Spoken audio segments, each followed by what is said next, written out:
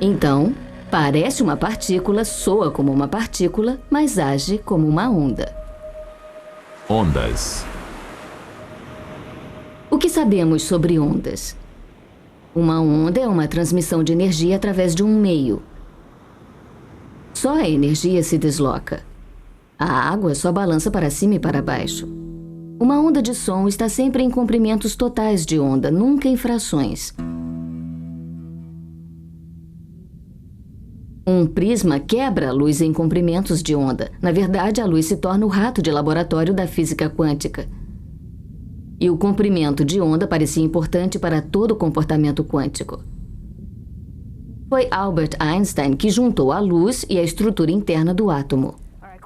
Isso foi chamado de efeito fotoelétrico e deu a Albert um prêmio Nobel. Eu quero mostrar o efeito fotoelétrico.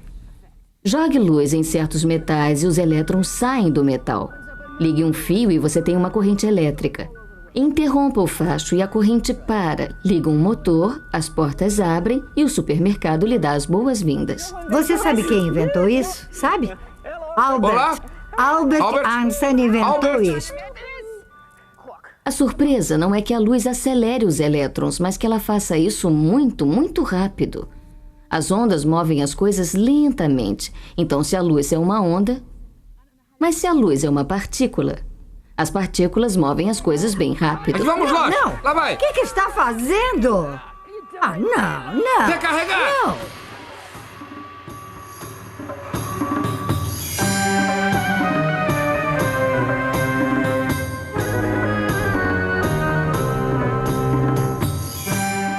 Então, de acordo com Einstein, a luz parece ser tanto onda quanto partícula. Ou pelo menos tem as propriedades de ambas e, portanto, é uma nova besta no geral. E o que estava ondulando, afinal? As ondas precisam de água ou ar, mas e a luz viajando no espaço? Nada onde ondular. Eu estou ondulando! Estou me afogando! Então talvez ela viaje como uma partícula e ondule quando chega aqui. Ondular? Ondular? O que é? O que é ondular? O que é ondular?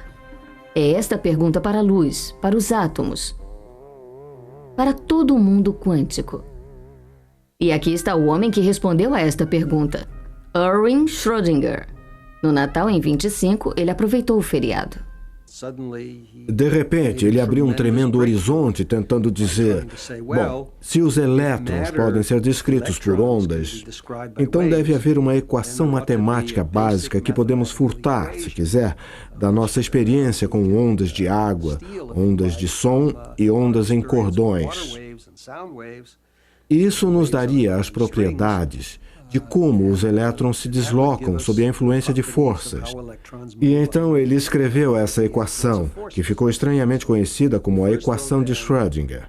E a chave para quantificar essa equação foi a própria onda. E ele viu a onda como sendo o elétron, e o próprio elétron como sendo um tipo de objeto ondular. E aí ele chamou essas ondas, que eram manipuladas por sua matemática, ele as chamou de ondas de matéria. Mas havia alguma coisa errada com sua equação. E foi Max Born, em Göttingen, que percebeu, de repente, que a interpretação que Schrödinger deu às suas ondas poderia não estar certa. O que é onda não é matéria. O que é onda é probabilidade. E isso, na verdade, levanta um dos grandes quebra-cabeças e pontos contraintuitivos da mecânica quântica, que é que você não pode predizer, se você tem um certo elétron, o que ele vai fazer. Não há jeito de saber o que ele vai fazer.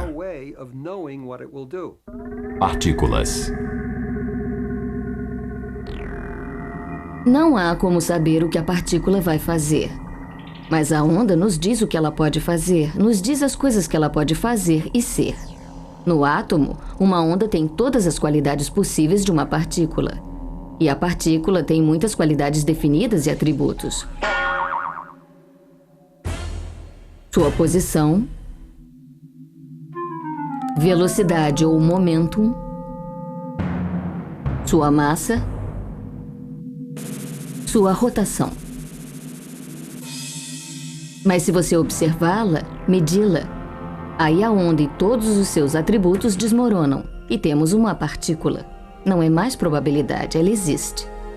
Os físicos chamam isso de colapso da função de onda. O colapso da função de onda. As ondas são um quadro, um tipo de código, um diagrama da partícula e do que ela pode fazer. Agora é uma partícula fazendo seja lá o que for, mas não estando em toda parte fazendo tudo como uma onda. Mas quando você pensa que é seguro dizer que sabemos alguma coisa sobre o mundo quântico, que podemos medir alguma coisa, a medição aprofunda o mistério.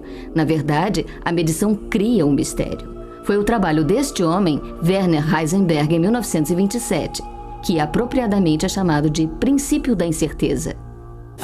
Tudo bem, Graudão. Situado no coração deste louquíssimo mundo quântico, eu lhe apresento o princípio da incerteza.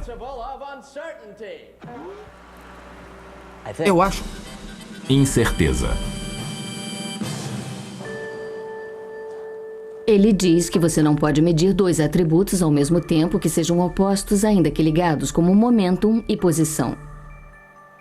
Assim que você fixa o momentum de uma partícula, não faz a mínima ideia de onde ela está.